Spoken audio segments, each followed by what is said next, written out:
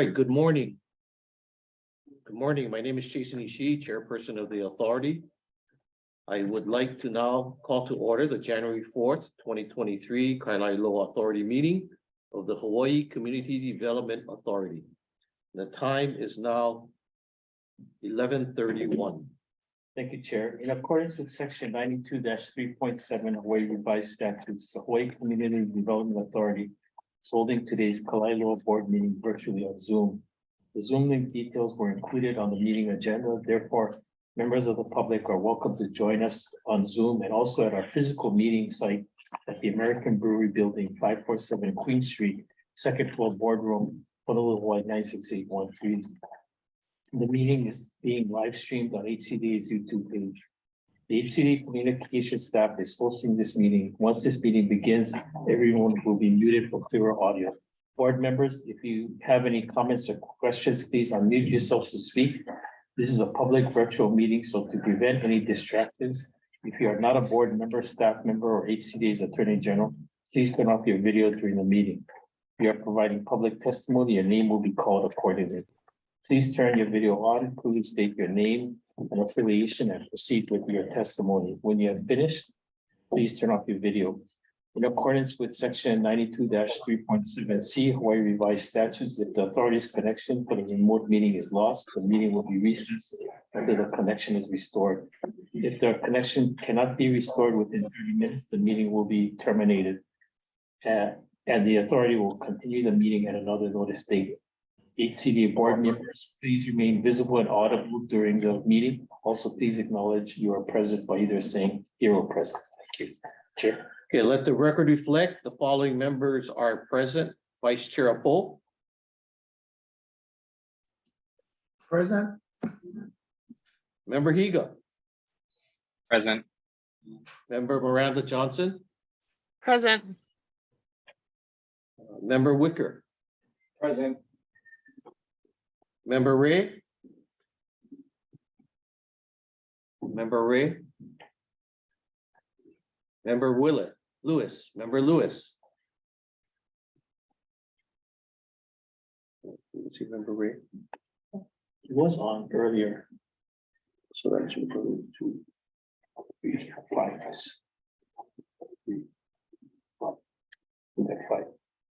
Okay, so we have quorum, right? 5, Yeah. we have quorum, Chair. Okay, for today's meeting, board members will have an opportunity to ask questions or provide comments after an agenda item has been presented. Individuals from the public who have requested to provide verbal public testimony on a specific agenda item are on standby and will be permitted into the meeting respectively. Item number 1 on the agenda, tab 1, regular meeting minutes of September 7th, 2022. Board members, are there any comments or questions or corrections to these minutes? If there are no comments or questions, the minutes are approved as presented. Tab number 2, status update, presentation by the HCDA planning staff and G70 regarding the draft environmental assessment DEA for the Honokea Surf Village project in the Kalaeloa Community Development District located at tax map key number 19-1-013-068, which has no postal address. Mr. Ryan Tam, Director of Planning and Development, will now present HCDA's staff report. Ryan. Good morning, Chair Ishii and board members. Joining me this morning is one of our HCDA staff planners, Ms. Janet Bolitnikoff, right behind me, as well as the applicant's agents, G70 and Kavika McKay. Again, we wanted to keep the board and the public informed about the status of this project as we are preparing to accept the environmental assessment or EA and issue a determination. In your packet, you do have copies of the full staff report, the draft EA, as well as the response to comments that were received during the comment period. The applicant's consultant, G70, has a presentation about the project, full background, and the EA, and I'll turn it over to them in a few minutes.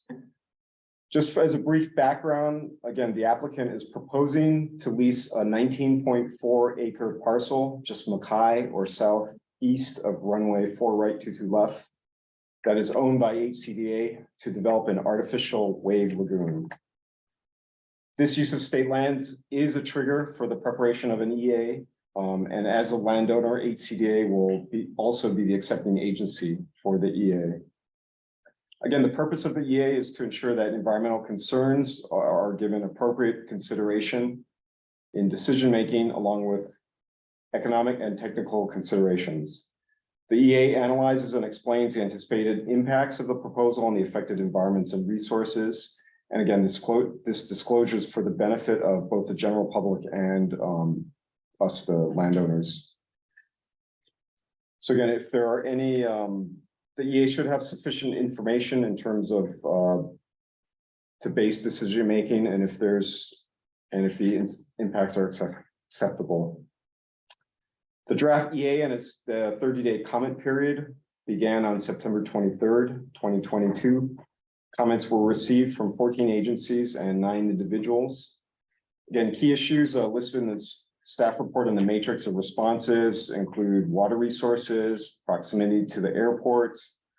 Other comments include cultural resources, traffic, tourism, sea level rise. Again, G70 will discuss this in more detail. Subsequent to the submittal of the final EA, we do anticipate issuing a finding of no significant impact, again, based on the information provided to date. Once the final EA is completed, the executive director will proceed with the acceptance and will submit the determination to the State Environmental Review Program Office. The determination will incorporate language obligating the applicant to monitoring programs and mitigation measures, including both state prescribed programs as well as new project specific commitments as detailed in the matrix.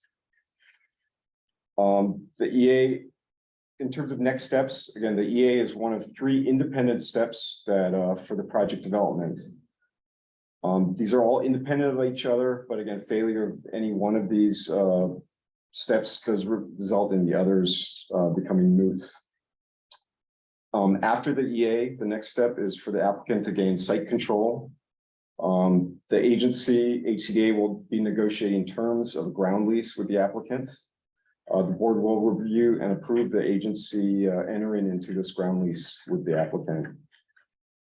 After that, the last step is going to be the issuance of the HCDA permits. This includes a conditional use permit based on the use of outdoor recreation on a lot greater than 0.25 acres. And then also a development permit due to parcel size. Again, acceptance of the EA does not mean that the board also approves of the ground lease or the development permit or the conditional use permits. So this is an independent decision.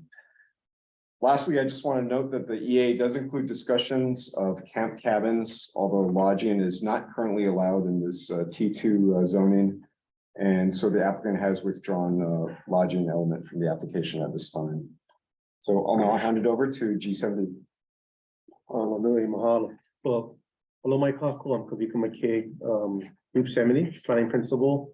With me today in this office or this conference room is Mr. Kino Canarium and Mr. Steve Ewan, who represent Honokea.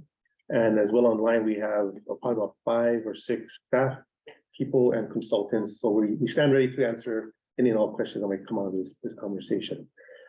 So just quickly to set a framework of conversation, Honokea, the name itself was a blessing and a gift given by Mr. Sig Zane, cultural practitioner, to the team when they were embarking upon this journey. And really, it's a collective of local entrepreneurs trying to promote and ensure the presence and continuance of surfing as, well, not just surfing, but surfing and ocean water safety, engagement with the kai, and all those kinds of important things that have a cultural basis through the eyes and experience of Mr. Brian Kalaeloa. And if you know Brian and you know his ohana from Makaha and what they've done, globally renowned in the aspects of ocean water safety, Brian gets called to many parts of the world to teach and to train. And he's reached a point in his life, and he does so here as well, but he wanted to create a place, first and foremost, that was exemplary of excellence of a wahi o kela. which is what Kalaeloa is.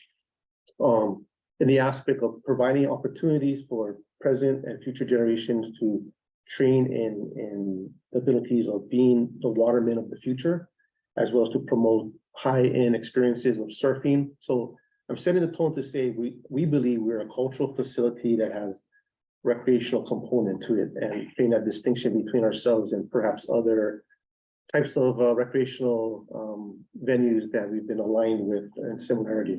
So with that being said, I think it's important just to understand from Brian's standpoint, it's about ho'olina, it's about legacy. In his words, it's about providing a place for perpetual health and happiness. And so without further ado, we wanted to kind of jump into it. And I know some of the board members probably are well familiar and appreciate Chair, you and others who have kind of helped continue the putting the memory of the conversation of the past. And to those that perhaps this is the first time seeing this presentation, we're happy to try and walk through to provide enough information, but to also answer questions you may have as to the intention of the project and understand the purpose of the project first and foremost. So we're going to take you through some of the context and then get into the heart of the EA itself in terms of what we've heard and how we're trying to align ourselves. So very quickly, again, this is thank you, Ryan, for the wonderful description here to describe the project. So I won't really belabor the point in terms of we are on HCDA lands, about 0.6 miles from Kalaeloa Beach.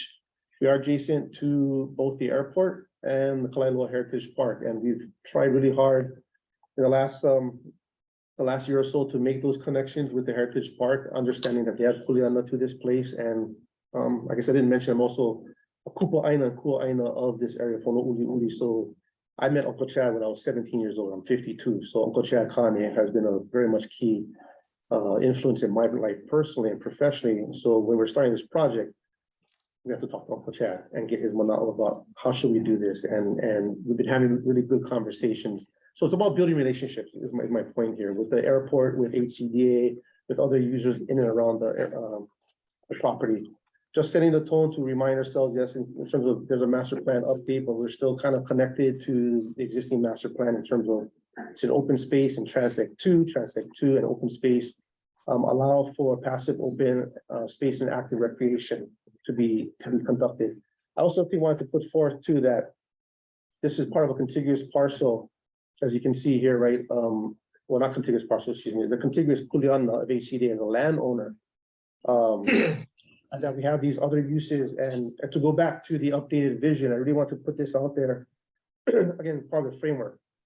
Kalaeloa is a waiho kela within the Ewa region. It's a community where Hawaii's people gather to share cultural knowledge and develop technical expertise, investing in a bright future while faithfully protecting the living history of Oahu.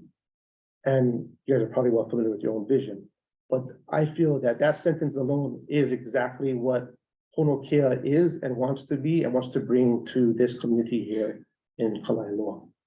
So the project itself, again, happy to go into the details. I'm assuming many of you may have looked and read through the EA, but just to set the tone that, yes, it is a wave lagoon of a certain character, a certain technology, but again, I want to focus on its purpose. This is a training facility that also has an opportunity to be a place of welcome, to bring families, to have a recreational, not to hide away that's not recreational, there is a recreational component, but again, I think it's about creating this space and place of training, of excellence, of teaching, of ensuring that Hawaii remains on the forefront. Surfing was born and bred in our Hawaiian Islands by our ali'i. These lands, these lands of Kalaeloa are part of the extended land holding from Keikaua Nohi, who was the granddaughter of Kamehameha I. He was an avid surfer. So those kinds of connotations and connections, we want to ensure that in the future we can share and teach. And what better way to do that to actually have a place here in Kalaeloa that can offer that to folks. Again, happy to go through the spaces themselves, but we have an arrival venue, which is going to be free to the public. It'll include a check-in area for those that want to go to the Wave Lagoon. We'll also have a museum and education center. And of course, things like sports outfitter shop. We anticipate having a surfboard shapers there. So people who actually are part of that practice being a part of this, I'll call this ohana here, and as well as creating a meeting venue space. The lagoon itself, again, we have experts here that can speak to that better than I can, but it's going to be affording opportunities for experts and beginners and those that perhaps otherwise don't have access to the ocean to participate and again, focus on Brian's sentiment of happiness and healthy living is about moving the body, moving the spirit, yeah. We'll have a family zone, which is intended to be, and let me say this, I think our intention is to create a space and place for our local community. And I know we've been boxed in to say, well, you're a tourist trap where you're going to be just selling high price tickets to bring in more tourists. I'm not going to deny the fact that tourists may be interested, but I think, and others can correct me if I'm not saying this right, but I do believe and listening to Brian and others are part of this team that we want to focus on building the capacity of our local community first. That is our commitment. And again, we have other pertinent facilities like an adventure zone, which will have both recreational aspects, but also still holding in the part about building physical wellness. Yeah. Just a couple of quick slides. We hear things and we get all kinds of information about, well, this thing's going to be a monstrosity, it's going to be huge. And the reality is, it's gonna occupy space. I mean, the whole site's like 19.6 acres. The wave pool is about 5 acres, but the rest of the facility is intended to really blend in with the environment. And what we're trying to show here in this slide is just some of the feeling from our designers that it wants to be a place that is authentic, that it's honest in its connection to the Aina. It's not trying to be over the top in its exposition or its in its built environment, and that we are going to respect the resources that are there. In fact, we're looking for opportunities to enhance those resources both on site and in partnership with the Heritage Park. And we are very keen about celebrating both aspects of traditional and contemporary. So as you arrive to this place, it should feel like something comfortable, especially for us as local people, and keeping things really pretty simple in their form. Happy to answer any questions. And then really we've got this question, well, what are you gonna do for the community? And the question is like, well, which community were we serving? I mean, there's the human community, there's the spiritual community, that a connection to Aina, there's environmental resources, and then there's from entrepreneurs to students to populations who otherwise don't have access to these spaces and places. So in a nutshell, preservation of Hawaiian cultural practice and values, I think, are the key to making this a success. Yes, it's going to be a place of economic opportunity. We're also in an opportunity zone for those that may not know. So, the idea of the spirit of creating entrepreneurship is key. We're really focused, and if you know Brian, he's really focused on youth outreach, and we're going to create this space to be a haven to expand the youth outreach opportunity that we're doing. And it's an activation of Aina. It's a re-engagement of Aina. Right now, the Aina is sitting as is. There's former uses by the military and whatnot. But we think this Aina can be a viable space to breathe life. And we know that the space was once occupied by our kupuna in the general era, because there's still footprints of their presence in the landscape, and we want to care for those resources as well. And to bring Hawaii, we say back, I don't think we ever left, but to ensure that our presence on the national and international forefront of surfing and technology, we want to be Ho'okela worldwide. And the fact is that, globally, surfing is part of the future Olympics. It's an international competition. We need to invest in ourselves to ensure we continue to maintain being at least the best of the best. So again, mentioned we're doing a 343 EA or environmental review because of the trigger of state funding and use of state lands. This is just to give you a listing, and I won't go through them, but to give assurances that we've taken the Kuleana very seriously, to look at the aspects of resources, to understand water, to understand the Aina itself, the topography, archaeology, biology, to the extent feasible. And so when we went through the draft EA process, we initiated this back in December 2022 with an early consultation. Again, just making note that we went out to about 39 agencies and we got about 12 responses back. Earlier part of last year, we went back to the neighborhood boards. And then when the draft EA was actually issued, we sent it out to 50 agencies and we received about 22 comment letters, of which 5 were just general support. Many were not necessarily taking a position, but offering questions and the summary of issues that Ryan had mentioned. Again, I know we're also on a time constraint, but I do want to spend some quick time to quickly go through some of the issues. The matrix really summarizes everything in depth, but also again, for public transparency, we want to share these, really brief and kind. So this is the range of issues. Flora and fauna, again, most of it is not native, but there are species of plants which at least 5 are native, and so we're looking to figure out how can we propagate these plants because they're surviving on their own. They're native to this area. We would want to enhance that, so we want to work with a qualified biologist to enhance that. There's some interesting back and forth, and we understand, between DOFA, who says care and protect the habitat, and between DOT airports with Kuleana right next to us, about wildfire, not to attract too much wildlife.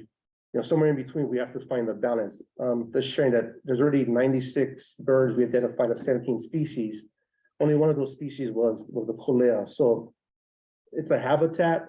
I don't think what we're gonna do is gonna quote unquote enhance and create more of an attractant to wildlife, but I think we'll maintain the quality of what's there, and perhaps by introducing native plants in an appropriate way and in a level and a threshold that makes everyone feel good, that we can bring back some of that Aina aspect to this place. Cultural impacts, very important to this Aina, as we all know. We identified 9 individuals, of which 3 had conceded or agreed to being interviewed, of which, it's folks like Ulukoa Duhailosog, Mr. John Bond. We want to have conversations with those we know that care about this Aina, and I appreciate, Mr. Bond's passion and tenacity for preservation of the military history, and then Ulukoa as representative of being a kumuhula and caring about the Aina from his perspective. And somewhere again, what can we share? What can we learn from each other? And getting the recommendations from them to say, well, if you're going to do something there, make sure you understand what's there first, prepare a preservation plan, and most importantly, use the Aina to teach. And again, that's our intention. We did a preliminary archaeological reconnaissance survey. Where we're at now is we've actually worked with Shifty, and our archaeologist has completed their field investigation is now actually preparing the archaeological inventory survey, which is the formal document that will be filed with Shifty. What I wanted to do here, just give you assurances that we are working both through 343 and 6E, and there was some questions and comments that, well, can you really look at 343 without having all this information? And our polite response is, well, we believe you can, because 6E is unique and distinct. And yes, there is sort of this understood marriage between the two, but the 6E process can and will continue through the development permit application, which is our commitment to HCDA. And as we're doing so, as we gain more information, we will adjust ourselves where necessary in terms of, applying preservation where we think preservation is warranted. And also, kind of showing here, some of these sites, they're really debris. And yes, they were important at some point in time, in some aspect of the land use and tenure, but is this something we want to preserve, or do we want to document and through the consultation process, find sort of consensus to say, well, some of these materials should be removed for different reasons, including ecological. And so again, this kind of showing the comments that we received, and I already spoke to some of this in kind of happy to come back to these things. Recognizing that the airport is a super important player in all of this, and we had early conversations with both FAA, DOT, airports, and HCDA, and addressing everything from air quality to noise. Our EA documents those things. We feel that there is a amenable solution. The issue about the cabins came up early. Right now, on behalf of the client, we're open. We're still hopeful that maybe down the line we can revisit that, but for now, we're open to the idea that cabins is not something we're going to be pursuing. But we still feel that the intended use to bring people here for a certain part of the day, we can find an amenable space that addresses everyone's needs.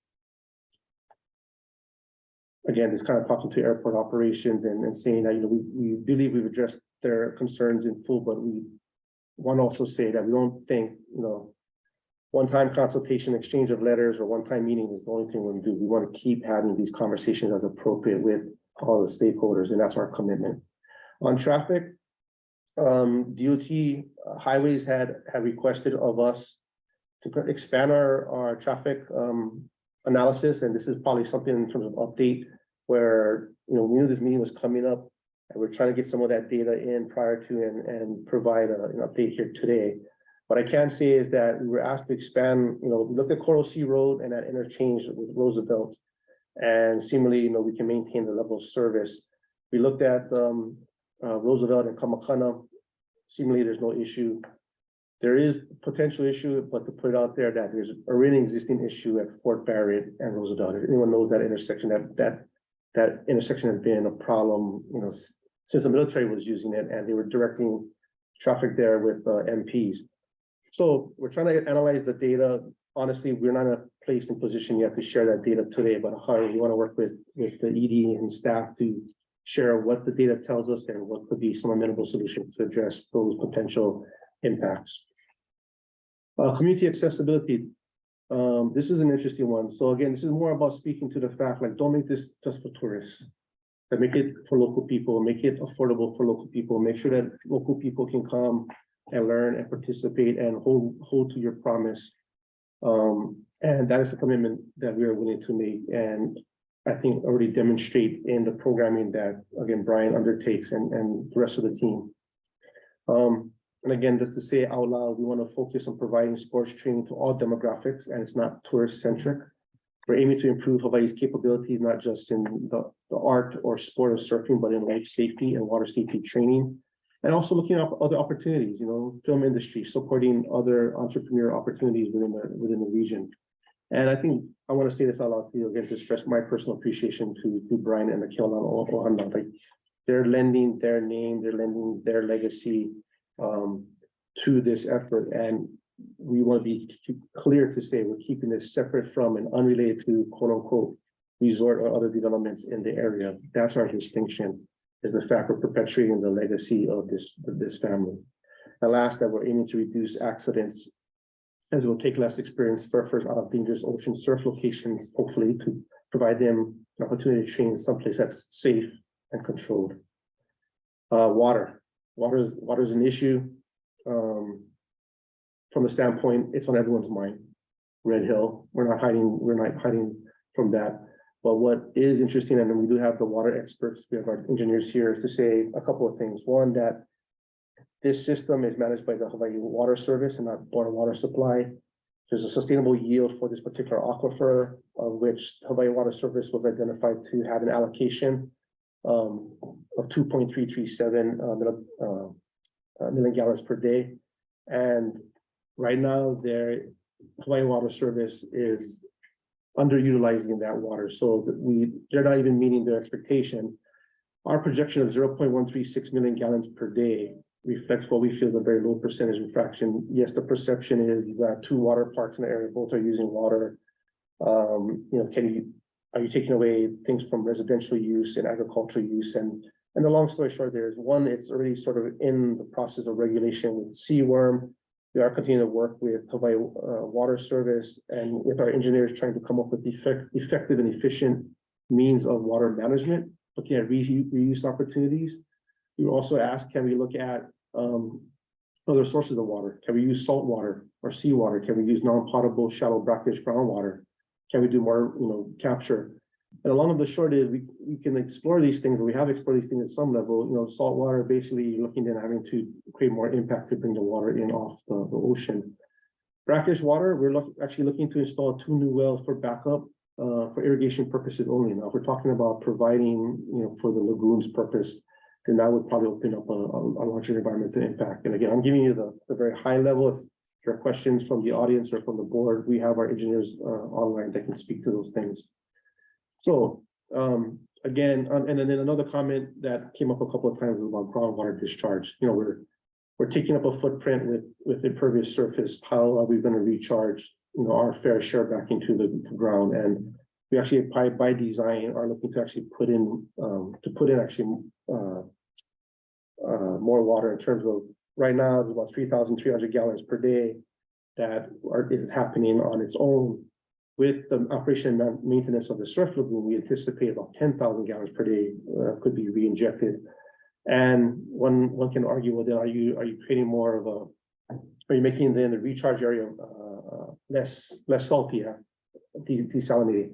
And the answer to that is we think, and again, I'm not the expert in the room, but to paraphrase my understanding is, well, if you think about the general region, there has been development all along, and all that storm water from all these other sources doesn't really go back to recharge. So to some regard to, we feel that we're actually lending some benefit to put at least a small portion of that water back into the groundwater, which then moves to the ocean and recharges the near shore Mulivai, which also has come up in terms of the care of limu in this particular area. And then looking at cumulative impacts, and I appreciate people's indulgence here. This is a lot to cover, but we want to show our thoroughness to address the issue. So looking at cumulative impacts related to water, we did take into account the Evo Development Plan 2020 update, looking at the Wakalei Master Plan, which include the specifics of what we often get compared to as the Waikai project. And then looking at the information that was provided in the most recent master plan update from HCDA for Kalaeloa. And looking at forecasting models, we feel that the cumulative impacts that we're lending to, again, in terms of our overall demand and need to the area is relatively, I won't say small, it's not the word, and I won't say insignificant. It's a small portion compared to the overall availability and overall expansion of use by the predicted increase that will come mostly from housing units in the future. Again, traffic is something we're trying to continue to work towards in terms of cumulative impacts. I think as Kalaeloa looks to expand and grow, traffic is going to be one of those things that everyone's going to have to work together to figure out. I don't think it'll be a burden just HCD as the land authority or any one development project. It's going to be, I think, a collective of all the agencies and all the folks that have land stewardship kuleana in Kalaeloa, working in partnership with those who want to land improvements. And so I think what we're trying to say out loud in this meeting is, we're willing to take on our fair share of that responsibility. And we also got some questions about power demand and use. And again, just calculations in our EA. We also anticipate that we're going to look for some sustainable design strategies, actually look for on-site PV. I think we mentioned wind, but I think right now we're committed to the on-site PV to help reduce our energy usage. And then last but surely not least, conformance to the master plan requirements, which is more of a conversation, I think, that comes up in the development permit application process, but because we reviewed plans and policies and land use in the EA itself, just restating the fact that we're located in T2 rural open transit, and that there are allowable uses of which we feel we meet the criteria of outdoor recreation, sports facilities, and cultural facilities. And that we'll continue to pursue those aspects of alignment and conformance to the master plan and the master plan update as we go through the hopefully the development permit application and subsequent impoundment review. Okay, so last slide, guys. Thank you for your patience here. So where are we going from here? So with understanding that the EA, we have a RAM0 formatted document that we provided to staff and ED to review. We do have some commitments, like I mentioned, with the traffic to update certain sections, and what we're hoping is hopefully in the next 30 days we'll actually be able to finalize that EA. Moving forward, we know that we'll still have to do 6C compliance, start some conversations with FAA and DOT on other coordination of permits and review. And as mentioned, going through the development permit, conditional use permit, and hopefully get into a finalization of the lease. So that was a lot, but thank you so much for your time, and open to any questions. And then, like I said, I have various consultants that can help address any specifics you may have. Mahalo. Thank you very much for your report. I have a question, just to start.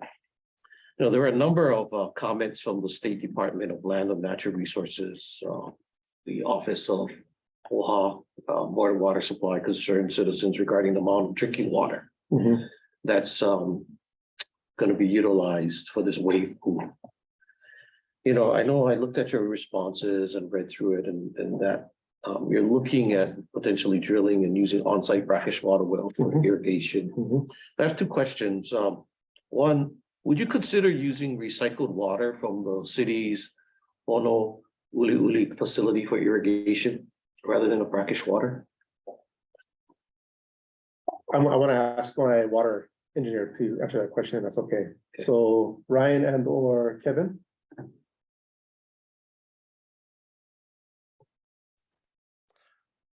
Do you to be let in?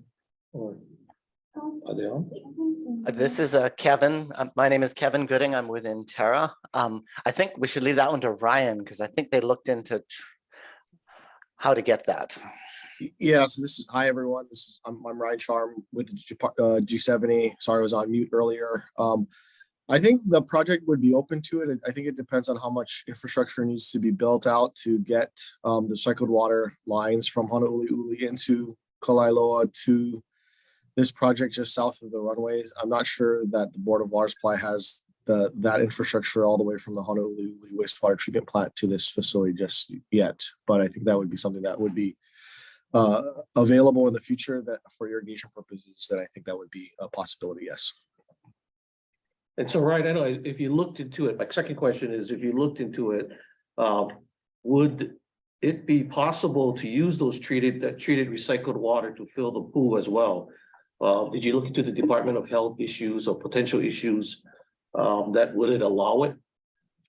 Yes, that's a water quality regulation for swimming pools question for from the Department of Health, and I probably would pass that back, Kavika. I don't know if we have someone on the team here that can answer from a regulatory pool question, whether that R1 water would be allowed. But my understanding is as currently that would not be within the Department of Health's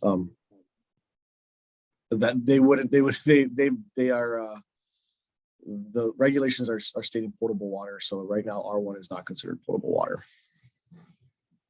Yeah, I'm gonna lean on Jeff Seastrom. Can you help me out here with the bill, the House bill, and some of the conversation we had early on? Sure. Sorry, this is Jeff Seastrom, planner at G70, helping with Kavika. Yes, Bill 1743 did start the conversation to possibly allow non-potable water for lagoons, but the bill is separate from possible approvals from Department of Health itself. So the conversation could start, but if anyone has worked with Department of Health for approvals, they're notoriously conservative, which is, understandable for health and safety reasons. So it would be the first in the state that would allow non-potable if that went forward. So a discussion would have to be had with Department of Health, but is something that the team is open to doing. But yeah, it would have to be developed down the line to see what DOH is comfortable with. Okay, thank you, Jeff. I did, for the record, I did want to say that member Ray did join the meeting at 11:45 as well. So, yeah, member Hugo. Thank you. Member Higo with a question. So I'm looking at page 5-38. This is a follow-up question regarding the injection well. Do I have it correct in reading this that the discharge of lagoon water is only going to be happening about once every 2 years? That's what I read here. And then the question is, besides these large-scale emptying of the pool, is there anticipated to be on a regular basis the use of these injection wells to dispose of water? Ryan, please. Yeah, so on a regular basis, the pool does use water and things need to be filtered through filters, treated. The water treatment plant uses water. In general, the whole system is a looped system. It's closed. It's efficient that way. What it does is it reduces our demand on potable water from the municipal source. Some of that water will have to be disposed of, obviously. It's just the way that the lagoon works on a daily basis. So we do anticipate that whether that's disposed of through the injection wells or through the wastewater system and dechlorinated, that way it's possible, I think, that the injection wells would see some usage daily.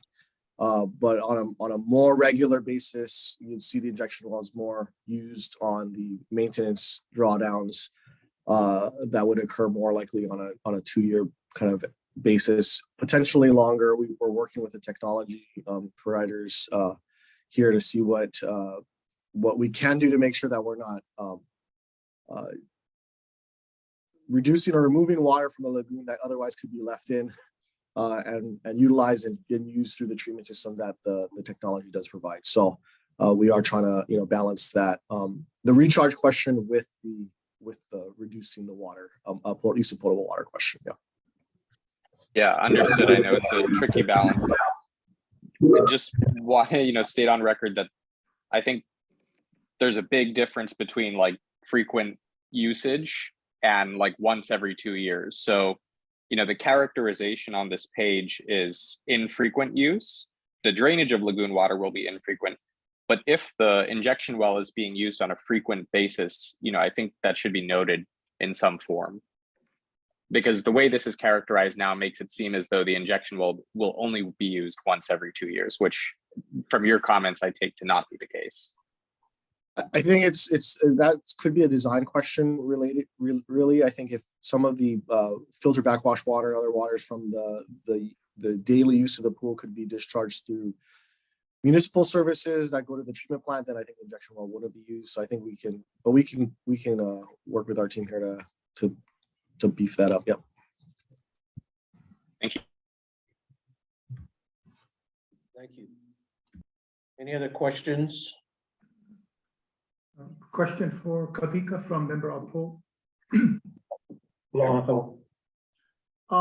question has to do with the concerns that keep getting raised on the project being tourist centric, which is usually a question that's more cost related than activity related. So are you folks very far along on the financial model in addressing affordability of accessing especially the recreational and educational services for locals, and how the fee system might work, third-party sponsors, whatever? How far along are you with that? So mahalo, Vice Chair Paul. Appreciate the question. I think as we shared in the design advisory board meeting, and I think it was Mr. Canarian that shared, they are working on the fee structure as a team, as a business team, business model, definitely looking for opportunities in terms of making quote unquote the access to participate affordable, especially for locals, to make quote unquote these membership opportunities also affordable. And there is going to probably also be some aspect, right? It's a for-profit business, but there's going to probably be, and I'm looking at, maybe for some affirmation that there might be a nonprofit arm to this as well that goes back and provides opportunity of scholarship and or reduced, albeit maybe even free training for local kids from the West Coast. I don't know if you wanted to. Yeah, thank you, sir. Okay. Yeah. So does that answer your question? Yeah. Obviously, it's a concern. So, I would imagine that third-party sponsorships, is probably going to be the model that works. I'll put it that way. Thank you.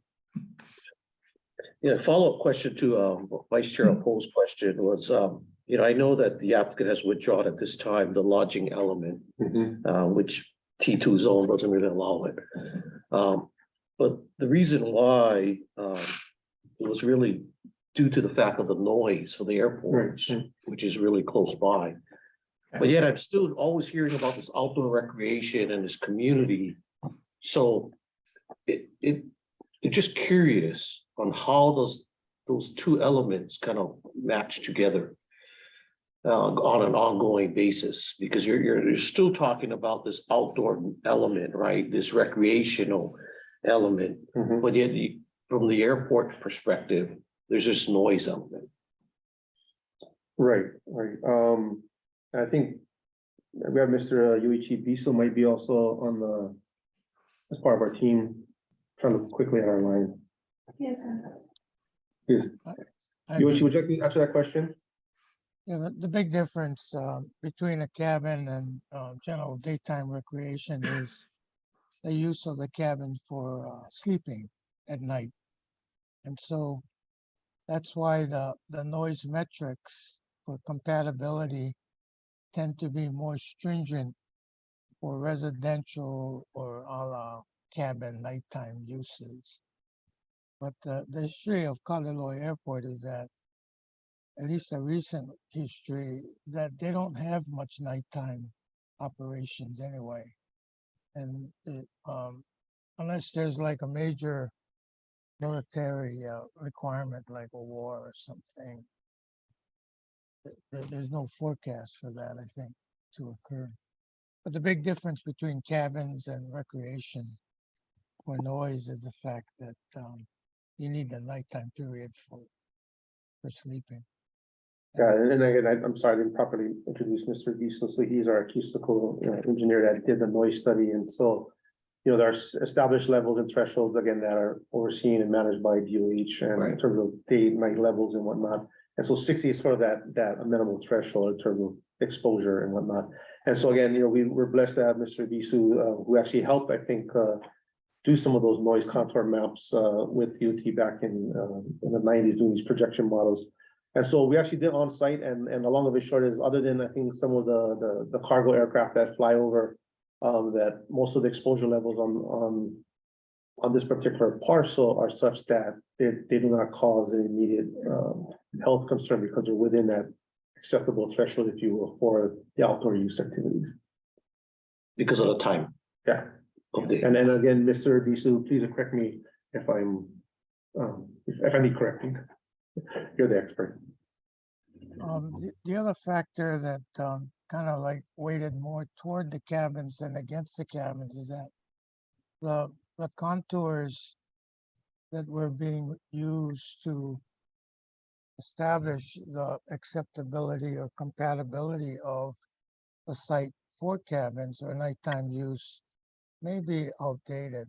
And we measured noise at the site on the fence line at the Waianae and the worst case location, and for 3 days, and came to the conclusion that the contours may be overstated by about 5 decibels or 5 points, 5 DNL points. So if the contours are overstated by 5 DNL points, then the threshold for even residential use would drop to being acceptable. And that's why I believe the applicant is not willing to give up on the cabins as yet. So there's evidence to suggest that, the site may be, in theory or in reality, if you go and measure it, acceptable for the most stringent noise compatibility threshold. Thank you, Ishi. Thank you. Chair, I have a follow-up Sure. question for Mr. Ibisu. Mr. Ibisu, thank you for joining. Just have a follow-up question. So if you learned that there was going to be increased like military activity at the Kalaeloa airport, landings, takeoffs during, not just during the daytime hours, but nighttime hours, would that change your views of the noise contours and any issues associated with that? Yes, it would definitely increase the measured values. Whether it increases the current contour values or not are not that clear, because a 5-point change in the decibel level of the contour requires a significant increase in noise. And that even with the overflights that we measured, even with the high levels that occurred during overflights that really shouldn't have been there, we still didn't even move the needle. And that's why you really have to look at that in depth. But the problem that planners have, I believe, with military operations is that the military, as far as I know, historically has not basically changed their forecasts from current operations, and in that they just don't know how to predict the future. So they usually will forecast the same operations that they have currently. When you ask them, or if the planner asks them, what's the future hold for anticipated military operations? And you just don't have that information. You can't expect to get it from the military because they just don't know. So from a planning standpoint, you're stuck, you just don't know what to do. And so that's why it's very difficult. It's a difficult question to answer. But we know that it'll go up, but we just don't know by how much. All right, thank you, Ichi. Thank you. We have a question from DOT Guy Ichinosubo. Maybe before we go to the health chair, we ask if the other board members. Oh, have sorry. Any more comments, just. Yeah. Before we go to Guy's question, any other questions or comments from any other board members? If not, Guy, you have a question? Hi, good afternoon, Chair and board members. My name is Guy Chinotsubo, and I'm the Engineering Program Manager with the Department of Transportation Airports Division. I want to kind of provide some comments to Mr. Ibisu's comments regarding the noise contours being overstated. What's officially documented with the FAA, this development is outside the acceptable noise contour levels. Consultants can do their own noise studies and can, for lack of a better word, manipulate the studies to make it in their favor. But, what's officially documented with the FAA, this development is outside the acceptable noise contours. I just want to go state up front that the DOT is not opposed to this project, but we do have some concerns with the development that's being proposed. I know that it was mentioned that the camp cabins are taken off right now, but it's still want to be considered. That is not in compliance with land compatibility use with FAA, grant assurances and advisory circulars. There is concern about the noise, being that this development is immediately adjacent to the airport, that there will be the potential for fumes, odors, vibration, dust that will occur as a result of aircraft flight operations. Kalaeloa, as it was mentioned, is primarily used by the military. And they have indicated that they're going to start flying F-22s into Kalaeloa, as well as increasing their night vision training exercises. So, there will be an increase of night operations at Kalaeloa. So I think that everyone needs to be aware that, there's a potential for significant noise impacts.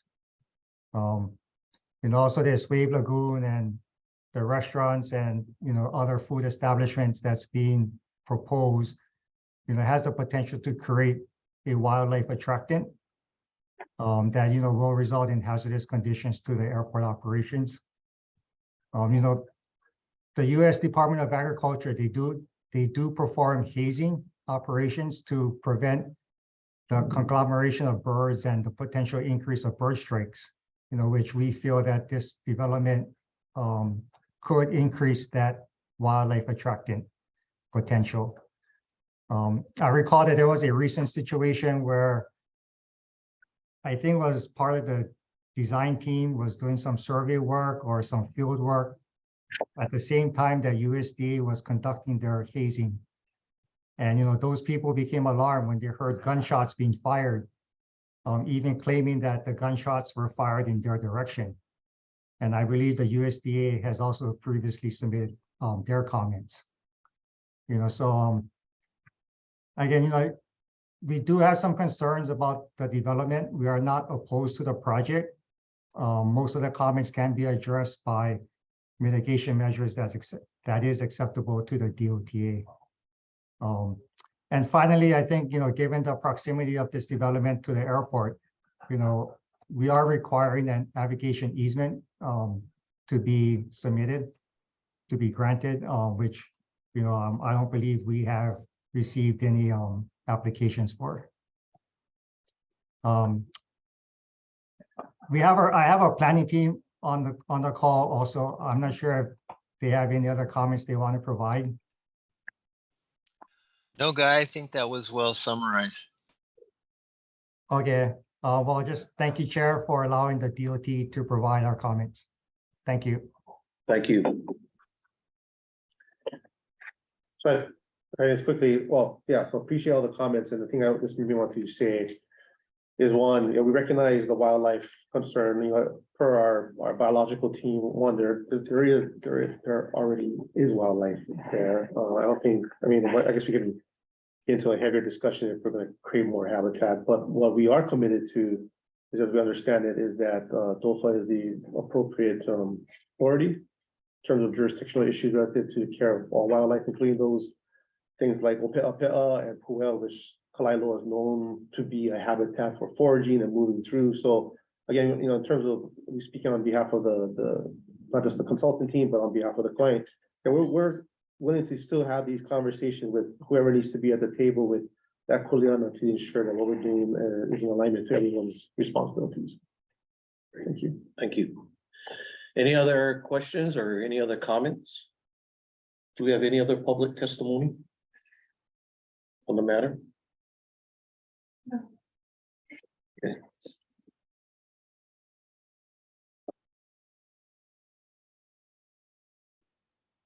Okay, if there's no other testimony, thank you very much for your presentation and your update. We really appreciate it.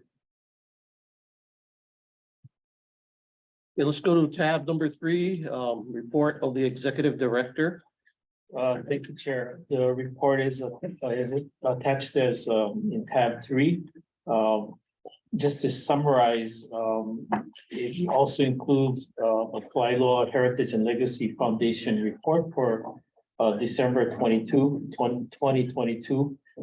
And then of really significant note, in December 14th of 2022, we received from SHPE a retroactive approval of the burial vault located at the Kalaeloa Heritage Park.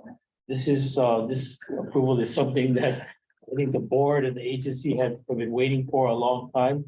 It was the last of several conditions that the board imposed to sort of reinstate a lease and actually a stewardship agreement with Kalaeloa Heritage Foundation.